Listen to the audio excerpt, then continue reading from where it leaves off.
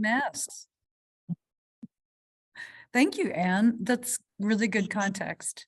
Yeah. So if you're in a room by yourself, like you are right now, it's fine to be unmasked. But if you are, when somebody else comes in, you can put your mask on. That's what we're doing at Public Health. Yeah. I have a little office that, you know, when I'm in there by myself, I don't have the mask on, but as soon as somebody walks in the door, mask is on. Okay. Well, I still got it in my pocket, so easy enough to do. Yeah. Thank you. It's the season anyway, but It is. I got snow outside my window here. well, I started the recording I saw that. and I'm gonna, we don't have a whole lot of guests. We have a few people from agencies who are very experienced with this. So I know that they know to sign in to the chat because that helps keep our keep our attendance record accurate. I'm at the Lyle Shields, and is it Lloyd Carter? Is that his name? Mr. Carter. It's the Shields Carter room now in honor of Mr. Carter, who served on the county board forever and ever. So I'm in the room to keep us in compliance with the revised Open Meetings Act, and we have a quorum. So if you want to start, we sure can. Well, it's according to my watch, it's 9:01. So why don't we just start, and then if somebody comes in, they can just sign in. All right. So that means, is Stephanie there? Yeah. Would you please do the roll call? Deb Rush. Here. Georgiana Schuster.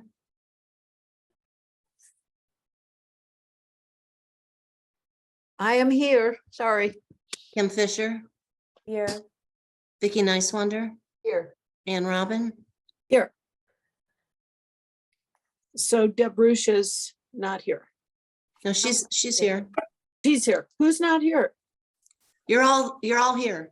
We're all here. It seemed like everybody was here. Okay, all right, great. Well, the next item is the approval of the agenda. And there was one, Georgiana Schuster had asked to add an item to the agenda, and I suggested that we add it at the end of the agenda.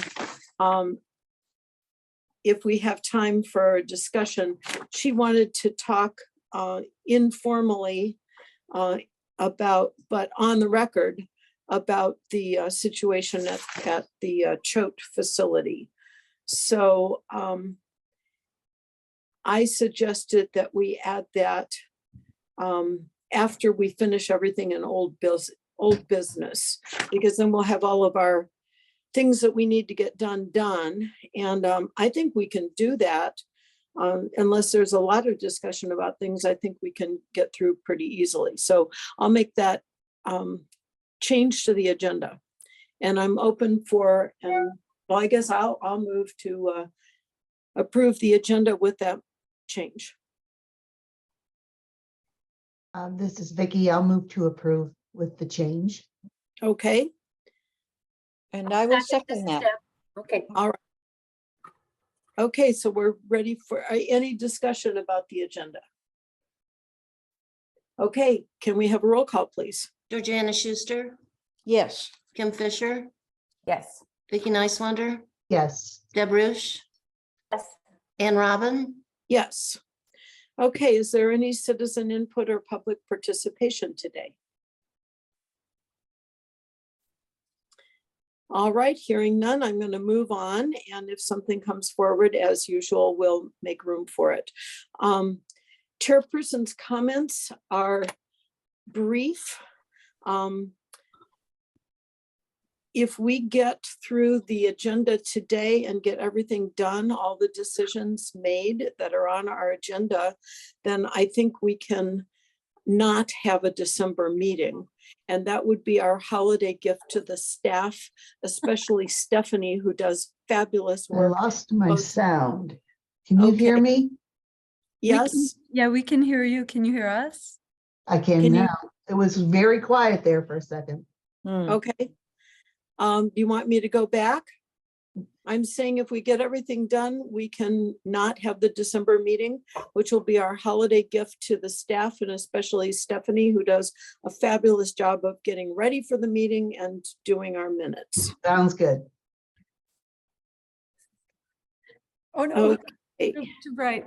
No, Lynn, no, they can see me. I can see them. Hi. No, it's good. Thank you, though.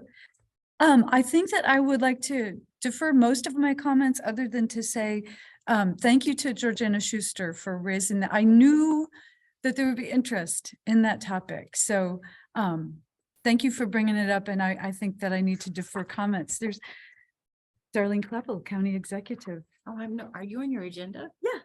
Is it time somebody could speak? This is my comment. Oh, and okay. I'm just here this morning because I wanted to say a goodbye officially to folks. I know you guys have spent a lot of work and time. I've been following what you do. And I just wanted to, this is my last 2 weeks of being in my job as the county executive. So I wanted to just say goodbye to everyone and let you know I appreciate the work that you do very much. So that's all. That's the only reason I'm here today. Thank you, well, Darlene. thank you, Darlene, and we appreciate your work also. Okay, so that's it for my comments. I think the next is minutes. So I'm going to put that up on the screen and mute myself. Okay, next item is approval of the minutes from the last meeting, October 19th. Can I have a motion to approve the minutes, please? I'll This is mo- Deb. Go ahead. That's okay. Go ahead. Well, I'll make the first motion to approve the minutes from the last meeting. This is Georgiana. This is Kim. I'll second. Okay, any discussion about the meeting minutes? All right, hearing none. Stephanie, will you do a roll call, please? Kim Fisher, Yes.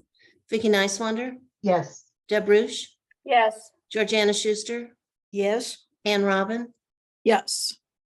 All right, so far we are actually ahead of schedule. I had allowed 2 minutes for each of those items and I don't think they took 2 minutes. So we're doing very well in our schedule, plowing ahead with our work. So we've got the vendor invoice list. I don't which know is- if you can hear me still. Can you hear me? Okay, Yeah. my sound keeps bugging out. Well, So and there was I'm a going to bad call buzz at in one point too. I don't know if that was yours or instead. not. I'm sorry, Vicky. This is. Now it Zoom- seems to be working, but it's like Right. periodically. So I'm going to get this ready to call in just in case. Ooh, okay. Okay, the vendor invoice list. Can I please have a motion to approve? I'll approve. This is Deb. This is Kim. I'll second. Okay, any discussion about the vendor invoice list?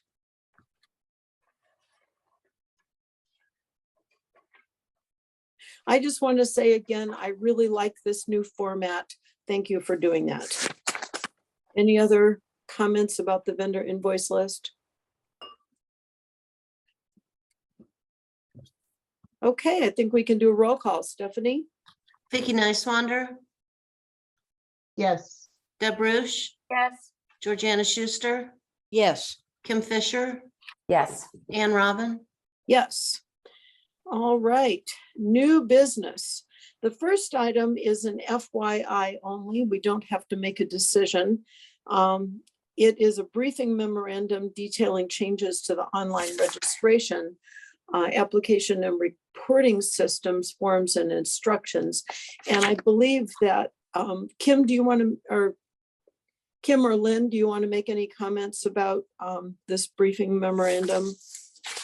This is, I did this because we have never made this many changes since we put the thing together back in 2010. And some of the changes that we thought would be really smooth introduced other problems, but mainly it got me to go in there and really pay attention, and all of the staff too, like really pay attention to what the other things that were in there that we hadn't even thought about changing. And so it ends up being like it was worth it, I think. But I wanted to make sure that this information was publicly available for agency users, even new ones, you know, to kind of know what to expect. And so that you all know, I think we've referenced these in staff reports and comments before that we're testing all this stuff, but to just kind of put it all in one place. Anyway, that's it. If your question, oh, and thank you, Georgiana, for actually testing some of this. And so it's like, that's the thing, like from our view, it's working and looks okay, but that's not always true for the agency user. So it's good when we get feedback like that. Any comments from the board members about this?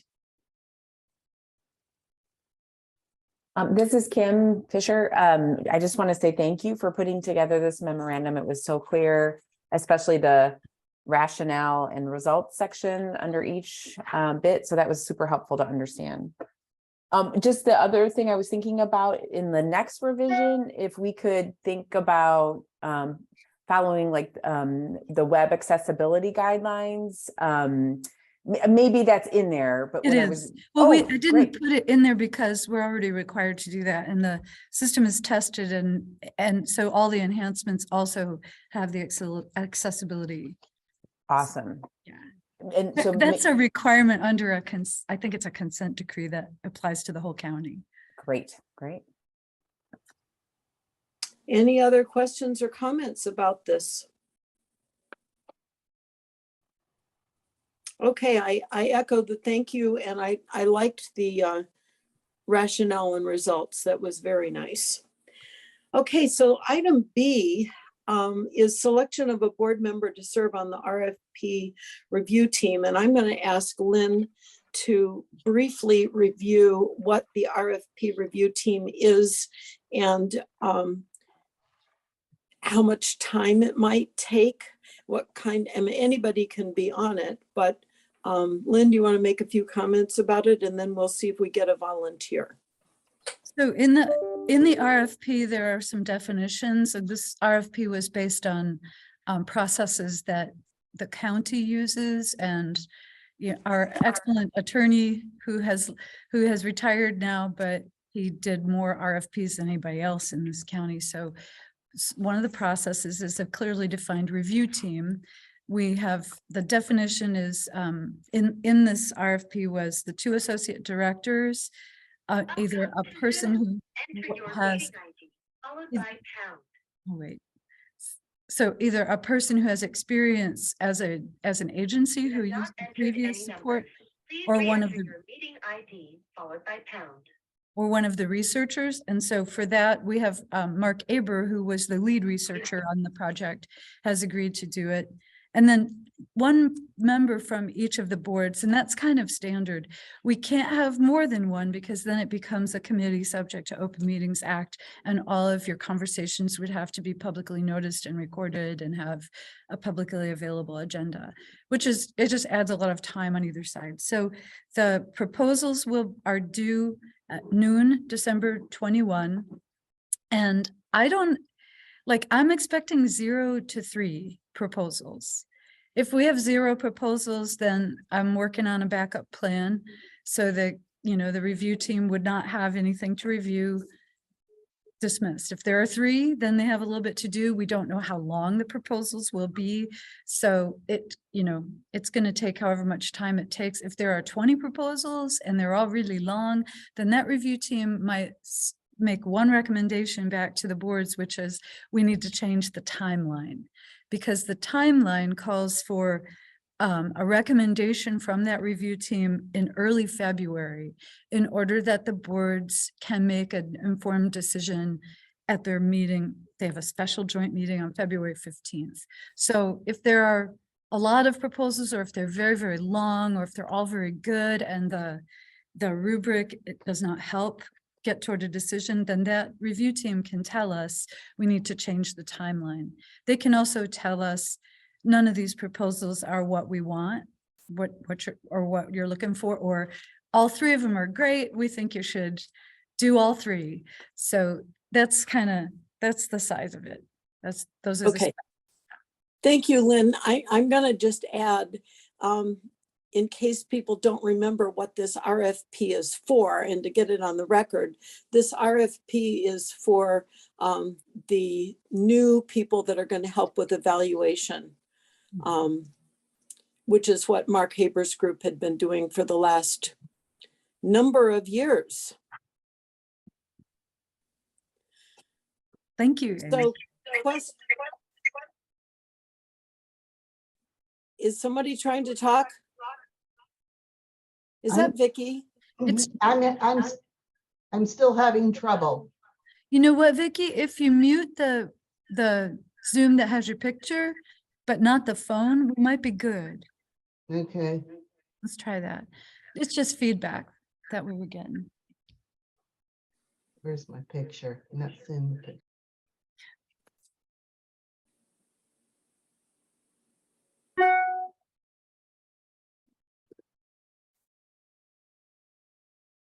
So the evaluation capacity building project that we've had for the last 7 years is one way to support agencies in developing outcomes that have meaning to the people participating in the programs and that have meaning to the agency. And so we think it's been a very good support, and we're sad to see the first team become unavailable. So this is an effort to find a new team to do that. But if it doesn't work, there may be other ways to support agencies in this effort, but we're going to rely on that review team pretty heavily for some recommendations to that. So it's only one board member, and we don't really have a process for selecting a board member to do that. Well, I'm going to ask for volunteers. Who would be interested in serving on this review team?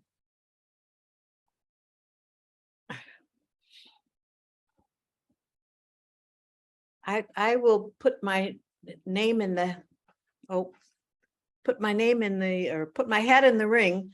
But I do want to ask more questions, but maybe outside of this meeting. And this is Vicky. I missed the entire explanation of what the team was, so I will defer to Georgiana for now. This is the evaluation. Can you hear me now, Vicky? It's the Yes, evaluation yes. capacity, which Mark Haber's group has been doing for the last 7 years. And we have RFPs out for other groups that might take over that role. So it's to select an RFP for evaluation capacity. Got That's it. Okay. All right. okay. Well, Georgiana has volunteered to be on that team. Is there anyone else who's interested in being on that team? Georgiana, it looks like you've got it by acclamation. And my thank you very goodness. much for being willing to do that. Oh, my goodness. Okay. Okay. We'll give it a go. All right. Okay, so now we're going to go to our favorite part of the meeting, successes and other agency information. So I'll open it up to agency representatives. Raise your hand virtually or figuratively.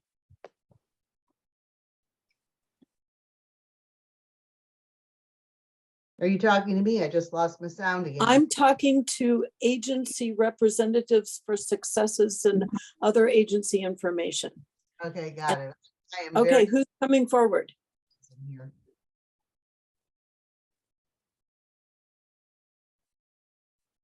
Is anybody there?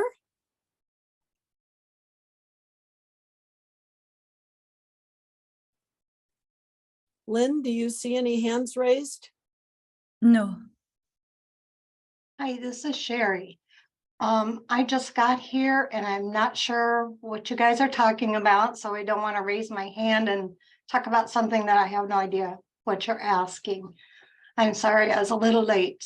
That's okay. This is just an agenda item that's very similar to public input, but asking for agencies to report on successes especially, and especially related to individuals who are being served. But it's okay if there aren't any today. We usually, it's our happiest agenda item, but it's, Well, I'm assuming that there are successes, and we can hear about them at another time if there's nobody ready to talk. There right now. is a hand raised. Annette Becker just raised her hand. Okay. I always hesitate because I always feel like I talk way too much, but we always have good stuff. December 2nd is our open house for the Crow. And we're, again, every holiday season that we get past COVID, we're, kind of opening up more and more. So please come and join us. I think we're still working out. I'm sorry, I said December 2nd. It's December 3rd, Saturday. It'll probably be from like 1 to 5. So we hope to see a lot of people there. We have, again, a lot of good holiday crafts. People are already busily working on them. And so we hope to keep growing every year. And we do, we expand every year. We have more and more people interested in buying our goods. Thank you. Thank you. That is a fun thing. Hand raised. Oh, people are putting information about this event into the chat. So if you're interested, Excellent. check out the chat. So, yeah, that's it.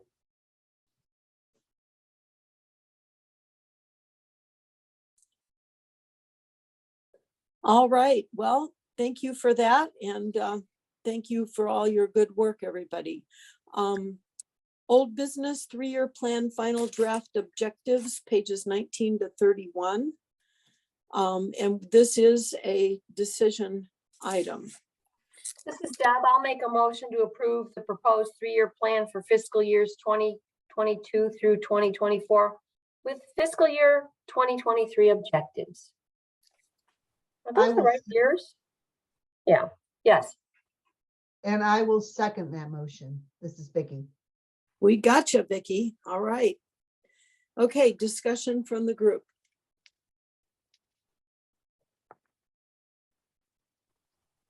Any The changes questions? look good to me. That's all I really had to say. Okay, no questions or comments. None from me. I had a comment regarding the goal number 1, and Lynn and I talked this through, and that's the use of the word continuum of services, which, by definition would include institutional care. And so that is a bit of a concern to me, but, because that had not been discussed early on in the process, I'm going to just kind of let that go for now. And when we come around to doing another 3-year plan, I'll have some discussion about changing that wording somewhat. But the rest of the plan looks absolutely fantastic to me.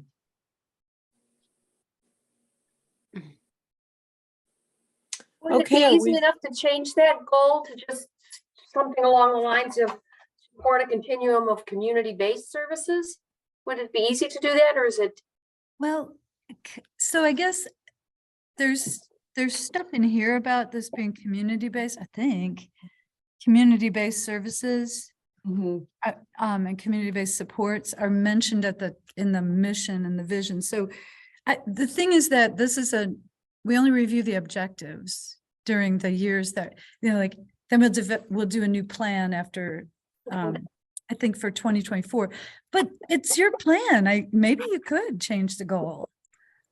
Yeah, I think this is a really important point. We actually went into a later mention of continuum and just simplified the whole thing to shift the focus to people with IDD, which I think is always a good exercise. Even the word person-centered, the community-based and person-centered. I don't know. So I guess I didn't think of this continuum as including any institutional care because the whole document is about community-based care. Right. But I agree, words matter. So it would be unusual to change a goal for an existing plan. And I don't think that's necessary at this point. It's just that we have the conversation at some point. Yeah, But there are a lot of changes in this that I think are really, really, really good, that clarify and make a lot of sense. okay. Okay, All right, any other comments or questions about the final draft objectives? All right, Stephanie, could you do roll call, please? Deb Rush, Yes. Georgiana Schuster, Yes. Kim Fisher, Yes.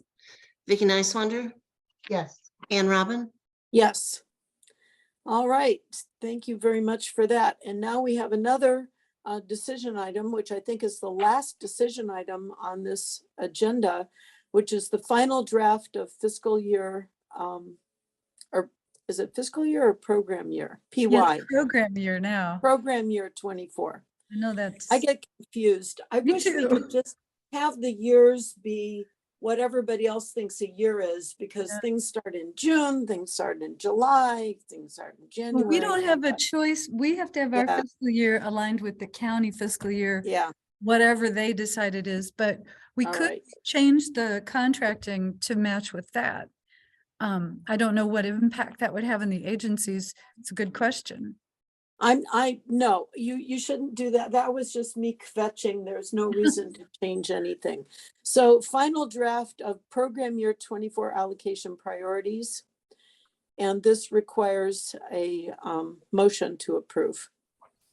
There's a Do suggested we have motion. the motion down there? It's at the bottom. Took Okay. me a minute, sorry.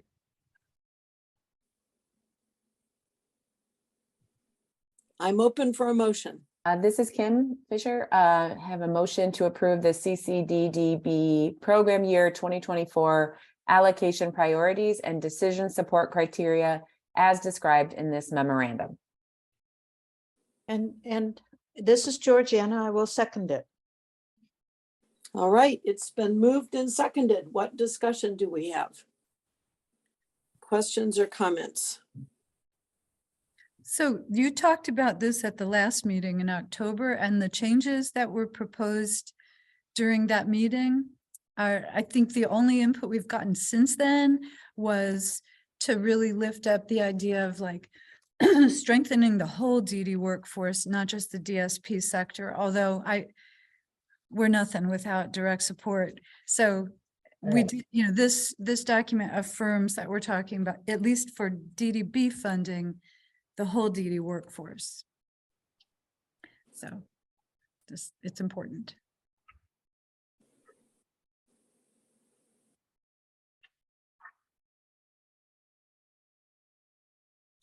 Okay, any other questions or comments? I had a question about the person-centered planning section on page 41. One thing that it says is it seeks a balance between what is important to a person and what is important for a person. And I guess my question is there further information to share that could tell me how you figure that out? Is this balance between what the person wants and what staff and or parents want for the person? I mean, how is that determined? Mm-hmm. Well, this is just traditionally just been like, it's an expectation of all the applications that they'll address this in some way. And then you can, or our staff reviewing an application and board members looking at Got it. application or the review can say, that I need more information about that. We could be more prescriptive here if that's what you're thinking. No, that's probably not a good idea, but the fact that we look at that and decide and ask questions, then that works for me. Okay. So just as an aside, I was on an ARC webinar yesterday talking about 377 boards and what they do, because they are fairly unusual in the state. And Alan Bergman was there asking all the best questions, including about outcomes and person-centered planning and how focus on employment supports, how we grade, a word I'm not fond of, with doors funding. And I felt so proud of our DD board because you've got that stuff figured out. It's not, it's all a work in progress, but good focus. So Okay, are we ready for a roll call?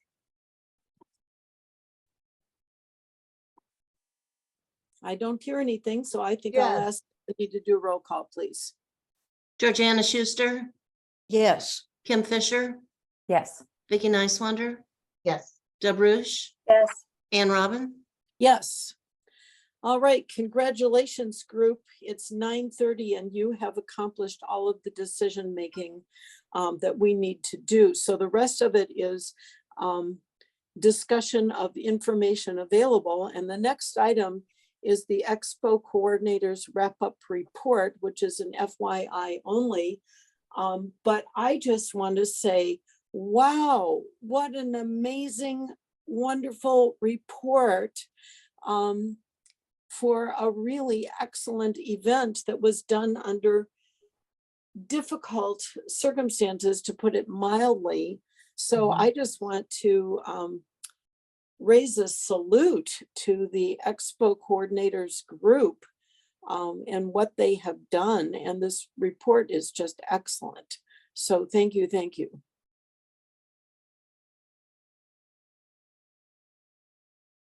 Any other comments? I just love this report. This is just the best report. Yeah, the report is very well done and the event was awesome.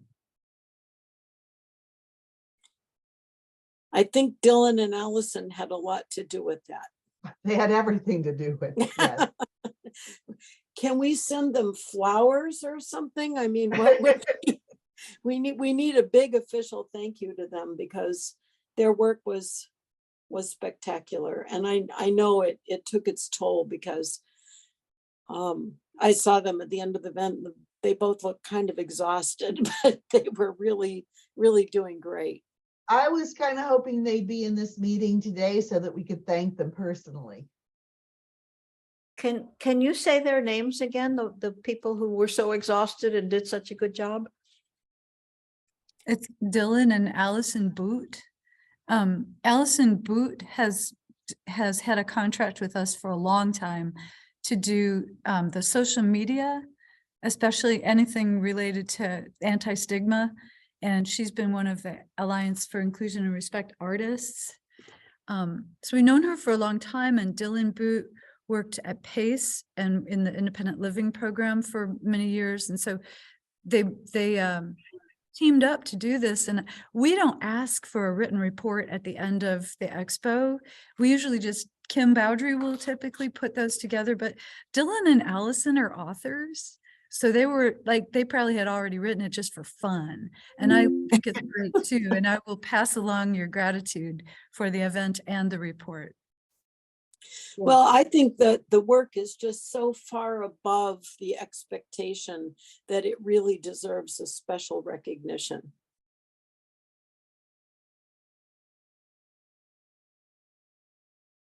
And the event was a big success. Yes. And I think actually the Marketplace Mall appreciated our presence there that day, because I noticed that a lot of businesses were getting probably a lot more customers than they have had in quite a while. Well, and evidently, according to this report, the Marketplace Mall really stepped up and helped out in some very significant ways, like setting up parking places and helping with tables when that was necessary, and all kinds of very specific things that they were very helpful with. So maybe a thank you to them would be good also. Just recognition. I don't know, is there a way that we can, Lynn, is there a way that we can, as a board, specifically thank Dylan and Allison and also thank the staff at Marketplace? Well, we can throw Marketplace some more business because they have a couple ideas for us, and it has to do with the artists. And so, maybe we'll do that. They have been really nice to deal with. I was quite surprised. For Dylan and Allison, I'm sure they would accept cards and letters and flowers and anything, any nice emails. I mean, that's, you know, but they got paid and they might be most appreciative of a contract for next year. Like, that might be the best thank you. Well, when do we discuss that? Well, but your ideas on this are welcome. I've got a pretty full plate, but you know, whatever y'all want to do, you know, I'll help to carry it out. I'm not sure, like, we don't have a whole budget for bonuses or gifts, like that's not, Well, I think just as individual board members, we can give them thank yous. That would be good. we could, This recognition. I think that they will really appreciate that. Yeah. So Lynn, if you want to get, send us out contact information, we can at least do emails. And the same for Marketplace. I don't know who to contact at Marketplace, who's the person, but just a positive email in the person's day might be a good thing. And just saying we're from board members of DDB, and we could do it as individuals. Okay, I'll do that. That sounds really good. And I really do think that people appreciate that. But if any of you have an idea for some kind of like a gift card or whatever, you know, let me know. Maybe we can figure something out together. But the other thing I wanted to say about Marketplace that was like very scary at the beginning of the expo is that Dylan and Allison both have very quiet voices, and there was a lot of din. And so at the very beginning of the expo, it was kind of scary. Like, how am I gonna take orders from them when I can't hear them? But we figured it out. So All I right. have to do whatever they tell me.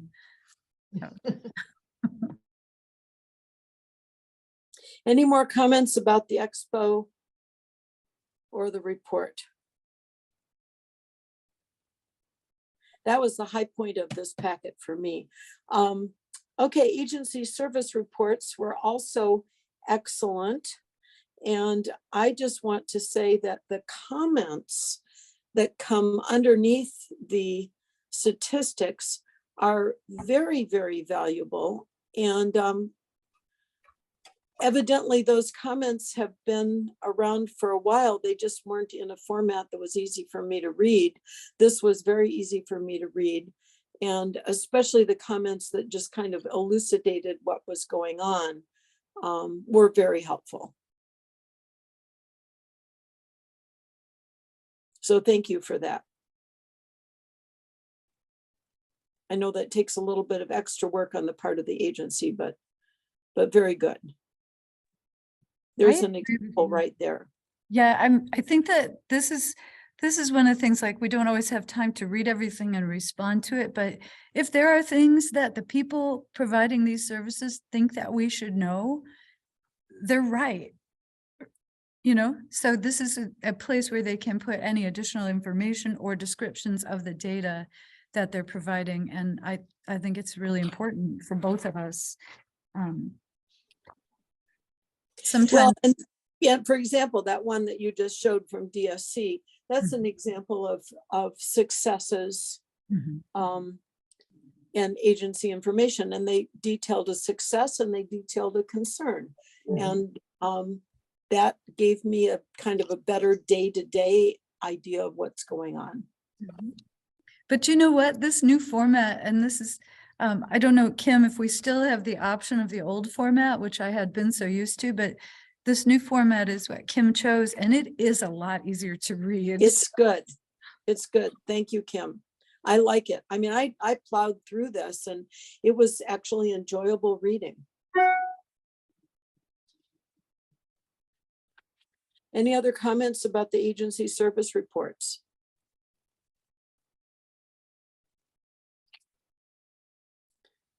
And the other one is the appropriations charts for program year 22 and 23 information. Sorry, it's going to take me a second to get there. There's also can I show just one more thing from the agency? Of course. These show you the year end results, which, Kim provides us every quarter so you can see it building, but this is often very helpful to us for planning the next phase. Like if it's, you want to see most of the service activity being with the person, but some of the services are more like on the phone advocating for a person. So they don't all have to be like that, but this gives us a really good idea of these broad categories. And then of course you can see up at the top how many people were served, how many hours. And oh, this is the first quarter. Gosh darn it. Last month was the year end.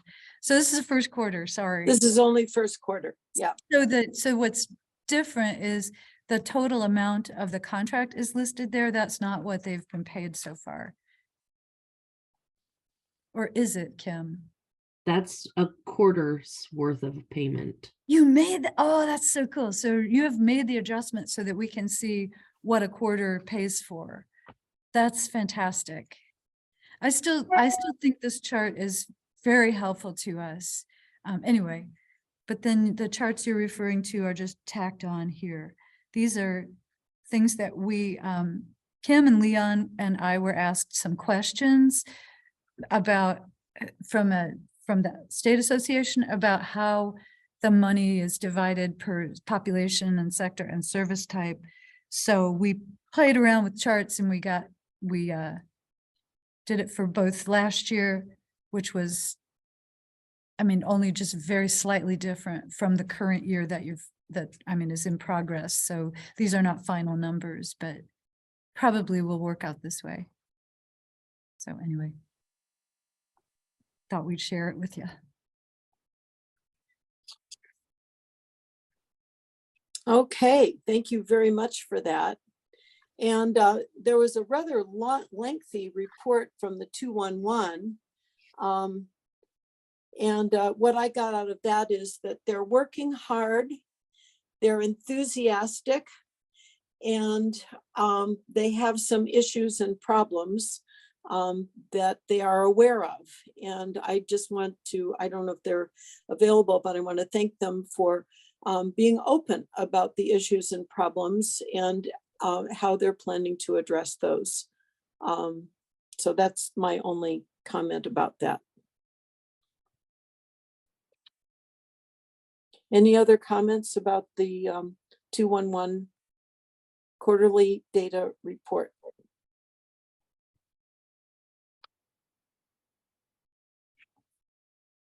But they know how to make charts, that's for sure. They are definitely savvy on that. We've ordered a color copier so that in the future, your board packets will have all these colorful charts. Oh my, well, that'll cost more money to do the color things, but it's okay. This online stuff is fine. Okay. All right, well, I think we have reached the point where if we want to open it up for we don't have any responsibility for the choate situation. This would be just a discussion, more as citizens, educated and interested people, and especially any discussion as it might relate to us in Champaign County and the services that we are responsible for. Georgiana, you raised the issue. Do you want to say something? Well, I just wonder how much people know about the choate situation. Is that something that people have read about? Do they get the information? We had an article in the paper in the local News Gazette this past Sunday, but I have been getting information from the Ed McManus newsletter for probably a year now, and it's appalling. There's a facility in Anna, Illinois, called the Choate Mental Health and Developmental Center that has, I don't know, 200 people in it maybe.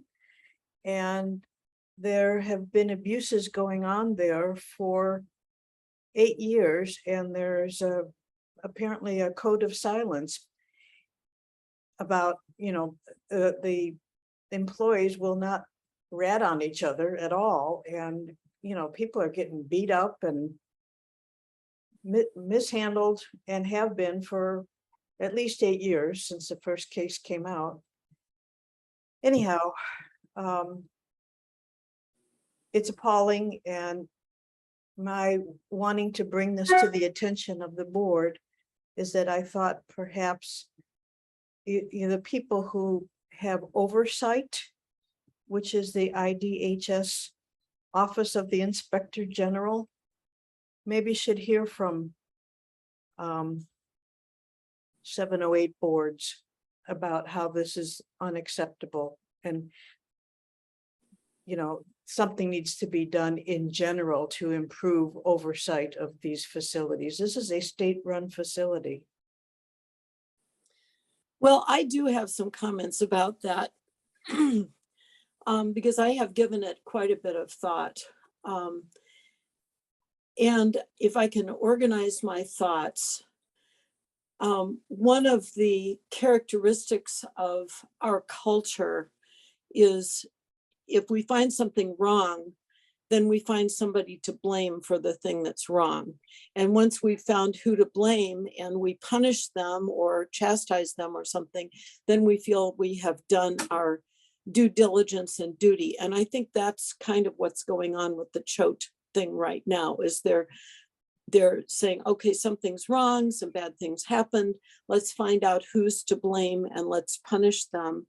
And that's the kind of thing that can be published in a newspaper and people feel like, okay, they're doing something to improve the situation. So that's sort of, you know, a cultural thing that I think is a problem in our culture. We're not going to fix that.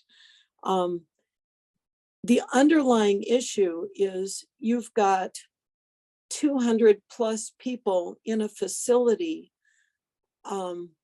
who are being taken care of in an institutional environment. It's not a home environment, it's an institutional environment. We all feel that that's the baseline problem, that there are not enough smaller places that are more home-like, even Scillas or other places that are smaller, that people can have a more home-like environment and have their needs met. So the institution is sort of the place of last resort to take care of people who cannot be taken care of at home. I have a son who is in that category. I'm very, very fortunate that he has good care at the Swan Special Care Center, which is local, and which I can visit him even daily if I have to.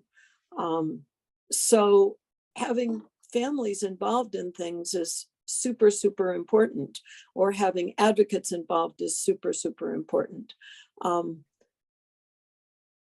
I don't know what happened at the choate place, and I don't know if we'll ever really know.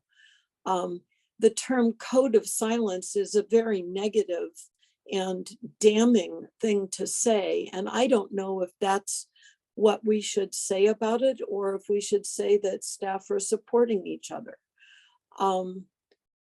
When injuries occur to a vulnerable resident, it absolutely needs to be investigated as to what happened. However, I don't know what the circumstances are, and news media can make a big deal of it. I'm not excusing it at all, but sometimes residents are violent. If you know people that work in elder care, nursing home environment with elderly people, or mental health institutions, those residents can be violent and they can injure staff. I know numerous examples of that where staff have been injured by patients. Patients have gotten into fights with each other. Staff have had to break up those fights. Violence ensues. I don't know what the circumstances are at choate, but I think for us to get judgmental on them without really knowing the circumstances is not particularly helpful. That's my comment. And the really important thing is to continue our work and continue work with local people, which is where we have the best ability to have a positive effect. to provide enough circumstances and places for people to live and be taken care of, that they don't have to have an institution like Choate, because it's a setup for these things to happen. So that's my comments, and I will defer to other people. Sorry, I kind of got on a rant there. It's what we do. I have some opinions about it too, Sue, and I think that the problems go much further back than 2008. They go back decades. In fact, in 2008 was when Equip for Equality came out with a report requesting that the governor close Choate because of the abuses that had been occurring up to that point, and nothing was done. In recent months, I have been interviewing people on my radio program regarding institutional care, one of whom is Barry Smoot, who recently wrote a book called Failure to Protect. He was worked for the Office of the Inspector General, and he detailed in pretty clear terms some of the things that were going on and talked about that code of silence kind of thing. He and the reporters from ProPublica and Southern Illinois and both have, direct evidence that these things are happening. Barry has said that he has requested that the institutions, including Choate, put in closed circuit cameras in public areas, meaning living room, kitchen, not in people's bathrooms or bedrooms, but where you can see people going in and out.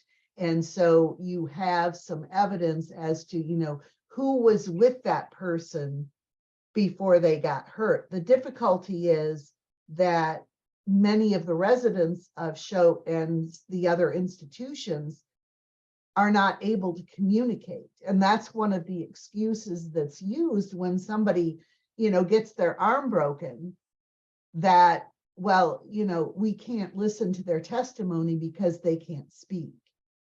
And so we'll toss that, that case is not a valid case as a result of that. So our choices really, you're right, where our choices are very limited. We can express individual opinions, but there's nothing specifically that we can do except to advocate. And the final decision as to whether or not the state of Illinois puts money into SODCs comes down to the governor. He's the one that would make the decision to stay open or to close these places. And if they close, then there's a whole bunch, millions and millions of dollars that could be used to support people to live in community. The average cost for one person living for a year in a state institution is almost $300,000. Wow. You could do a lot to support a person living in community for that amount of money.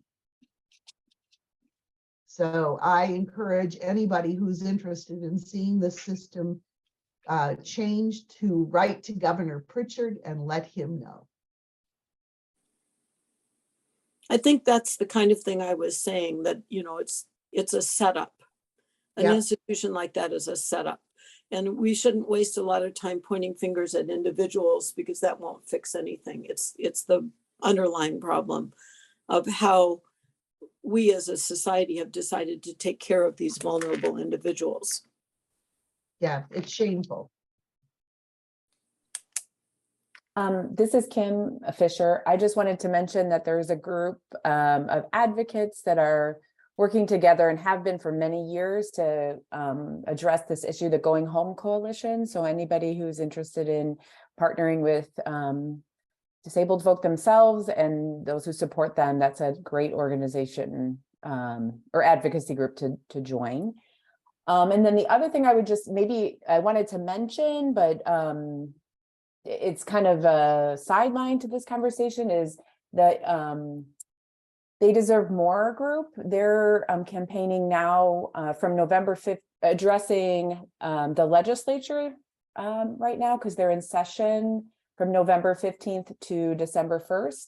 And they're advocating that representatives take about $56 million from and put it to community-based services to address local or DSP support and community-based work. So they have a letter of action that you can go to their website and write letters. So we may even encourage, although I'm probably speaking to the choir here, the agencies that are supporting individuals in the community, people with IDD can, get on the website, write letters in support of this funding allocation, and those letters will go directly to their local representative.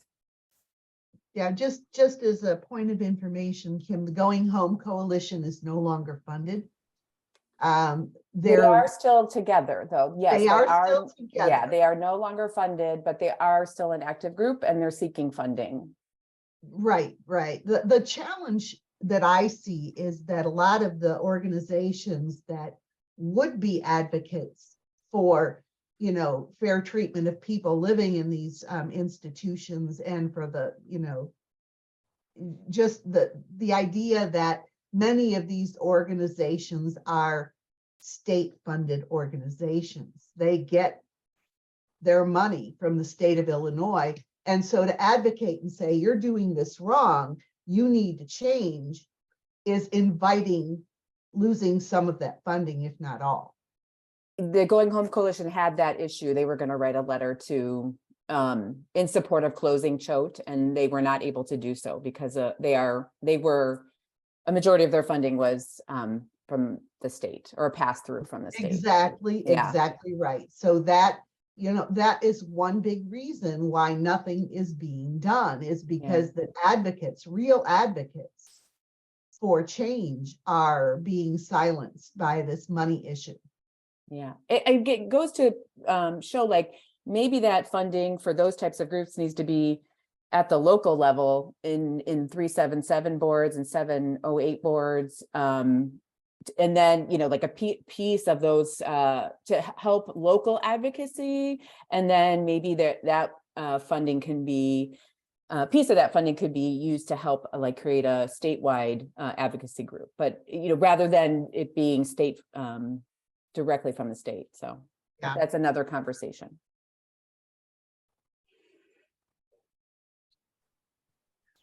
And there are a couple of community members with their hands up. I wanted to comment on that last point, though, that is related. I think that in the webinar that we were in yesterday, one of the questions was, why should we set up new tax-based funds to handle things that the state should be handling? Well, Illinois is a bit unique, and we have just seen 8 new mental health boards be established in Illinois.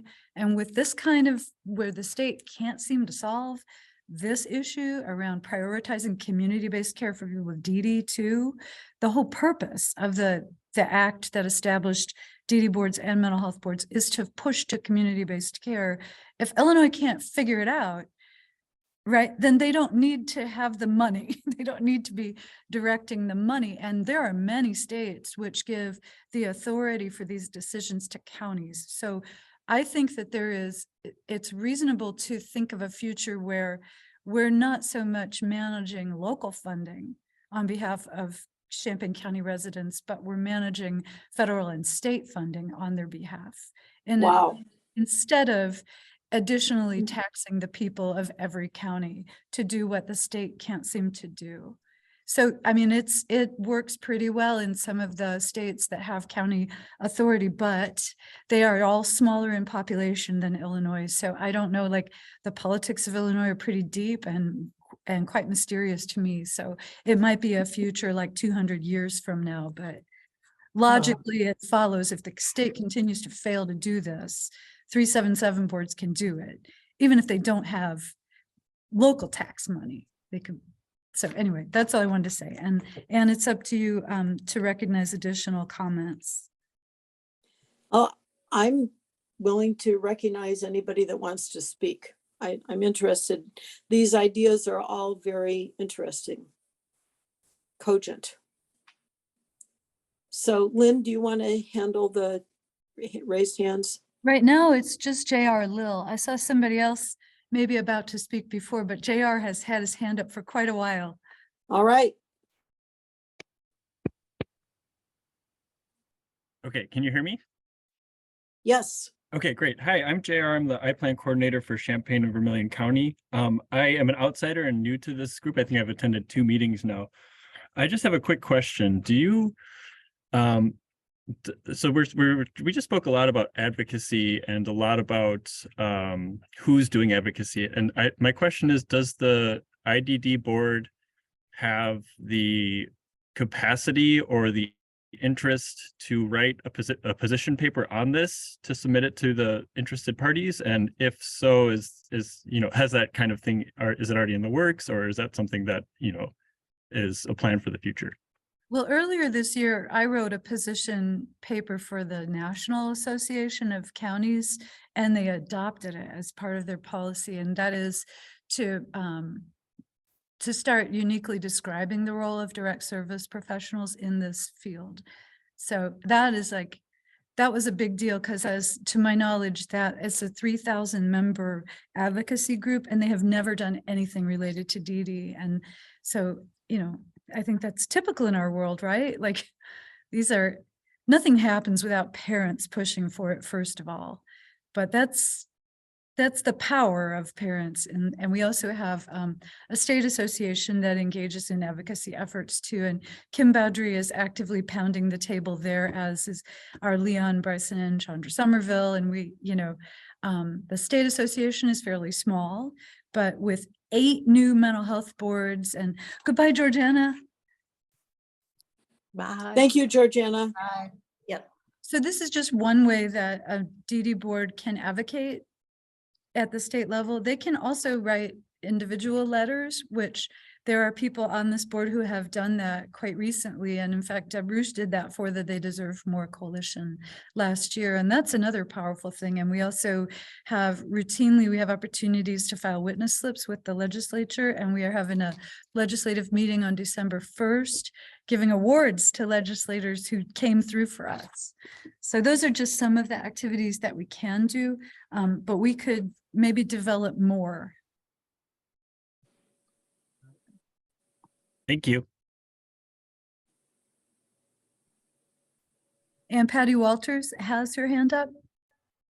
Good morning. I just going to say things that I know that everybody on the call feels, but to me, this whole choke thing, it's been going on for months with the articles that are coming out.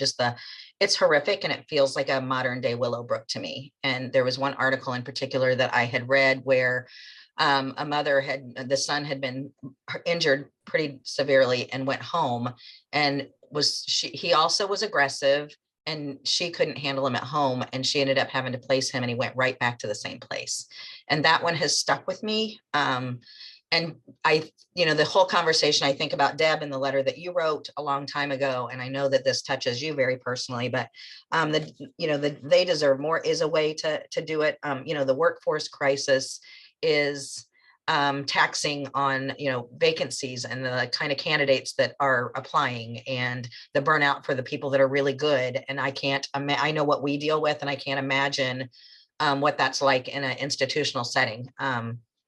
But we did send out the They Deserve More. There's been some solicitations yesterday and today, and send it out to all staff and ask them to do it, but also for them to support people to do it if they want to.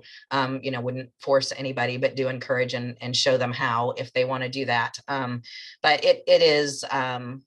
it's tear worthy. I mean, there's not a positive adjective about the entire thing. And I think about sometimes the level of scrutiny that provider agencies are under, and how some really, really small minor things get so much attention, and then watch something like this happen over and over and over is unbelievable. So anyway, it wasn't anything, just thoughts, just feelings. It's terrible.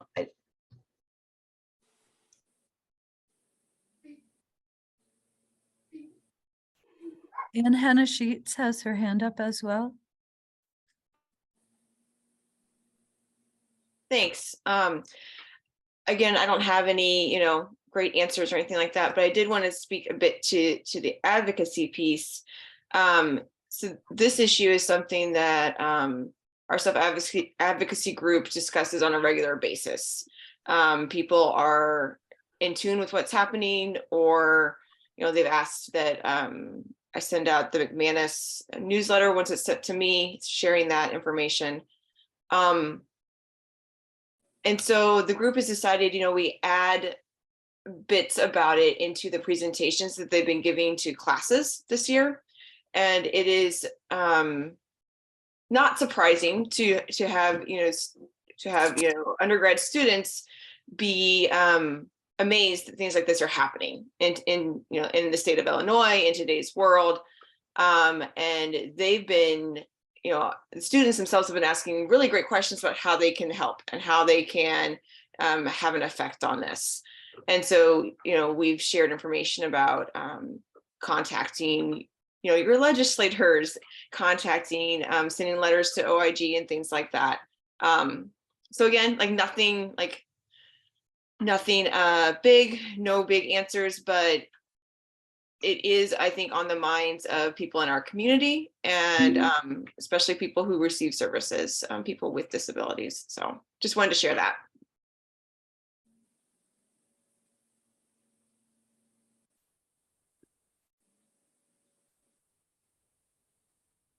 Well, thank you for those comments.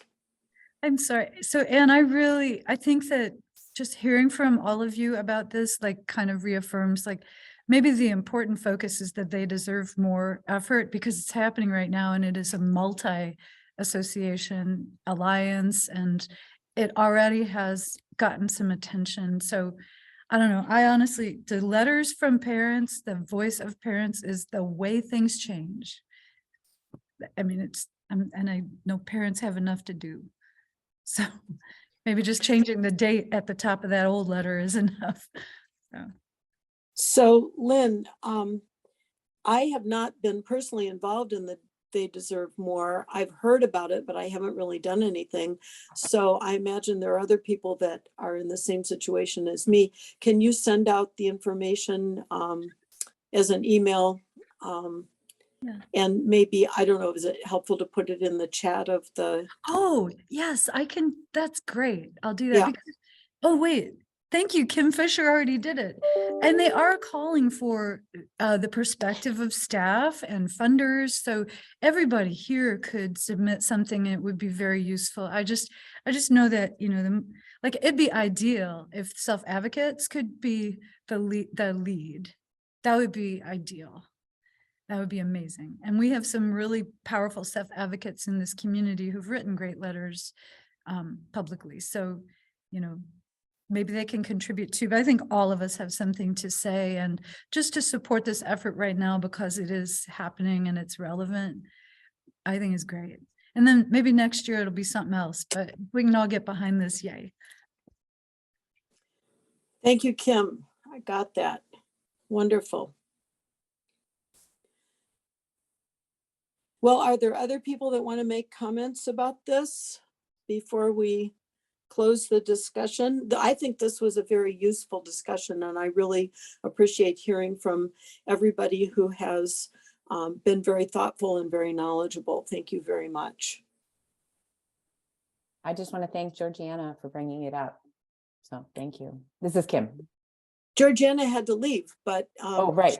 Bring it up. Yeah, she told me that she wanted to have this discussion. I said I was going to put it at the end of the agenda because I wanted to get everything done. And she said, well, I have to leave at 10. I'm like, oh no, but we did have a good discussion before she left. So, and we can send her the information about the They Deserve More as an action item that we can all do individually. You know what? Kim Bowdry did that. She sent it to her. Did she?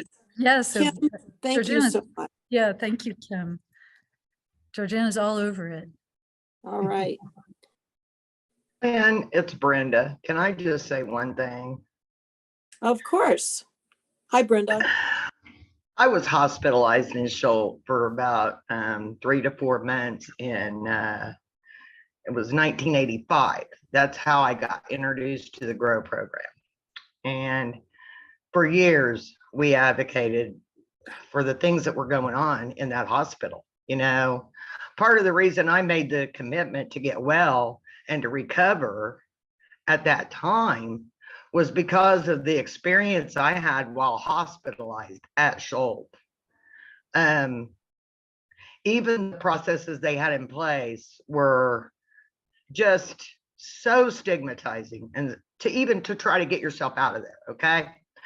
Well, we did a whole round when we were doing the, you know, we did a lot of advocacy against closing the state hospitals down, moving to community, all the things that go along with it, you know, and that went into the 90s and on in through. Well, then we all know what happened. We ended up losing our community base, our day treatments and all the things that go along with it in 2014 and 15. So all the things that were supposed to, the money follow the person, and all the things that were supposed to come along with the closing of these state institutions and all the advocacy work we did almost went in reverse at that time, not having places for people to go. And then, well, and I just wanted to let you know, I lived that. And I think something needs to be done. I've always thought so. I kind of got out of the loop of things in the advocacy part, but I would love to be a part of some of this.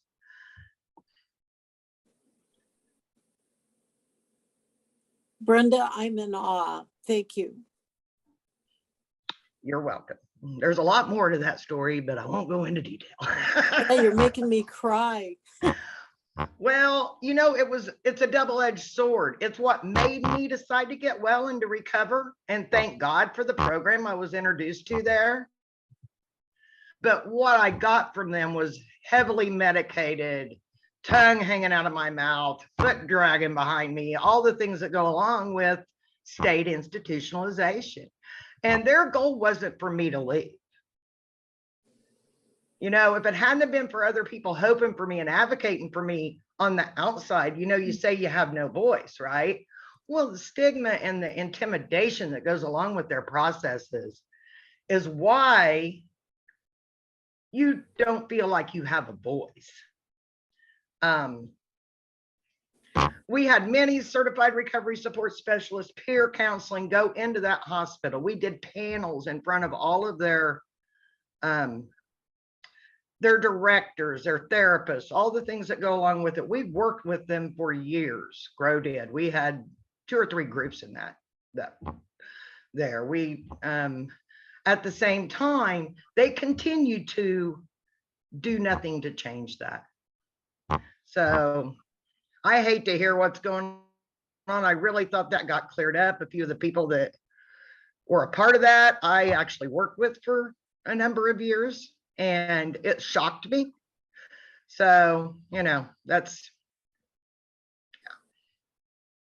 Well, I think what you said about the lack of community support is the most important thing, is that, you know, because we've all lived through that there was a promise of community mental health and it just hasn't been funded. So that's where the advocacy really needs to continue and grow.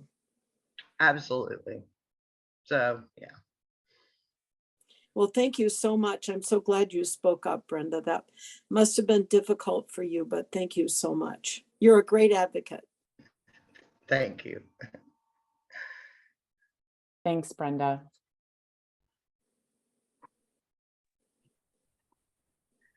Well, that was a good discussion.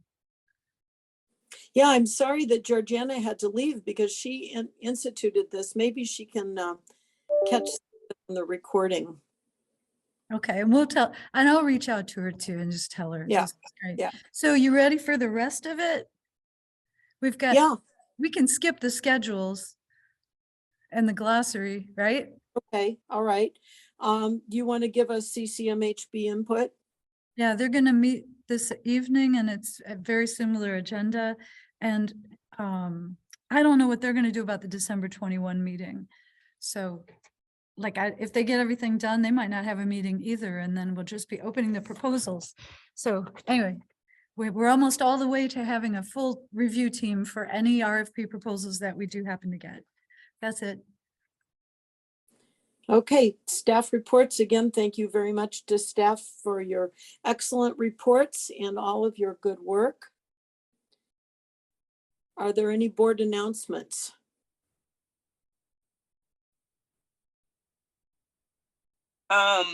This is Chandra. I just wanted to make sure that you knew Kim because you had asked for this. This is the change in the quarterly reports where we start going to get the data of the board demographics. It's not going to be attached to anyone's name. It is just going to be gathering this information. So after they complete the second quarterly report, this is what the kinds of information that we're going to get. And so I wanted to make sure that you were aware of that. Okay, thank you. Thank you, Chandra. I appreciate you pointing my attention to that. And I know when we talked before, when we were talking about the being culture responsive or addressing the culture responsive objectives that we have, I think you made a specific point, like it goes beyond race.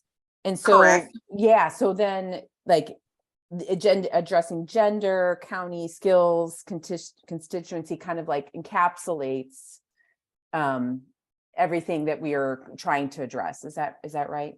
Correct. Awesome. Thank you. And age is not as highlighted, but I can add that, but age is there as well. Oh, it is. Yes, it is. This is so helpful. Thank you for pointing it out to me and for doing it. Yes, thank you. No problem.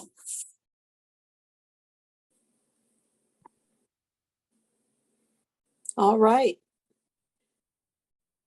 Any other comments or announcements or information? Well, I want to thank you all for a very productive and informative meeting. And since this is the last meeting of the year, I want to wish you all a safe and healthy holiday season, whatever you're doing. And I'm proud and happy to work with all of you. And I think this meeting is adjourned. Thank you. Happy holidays to everybody. Thank you. Thank you.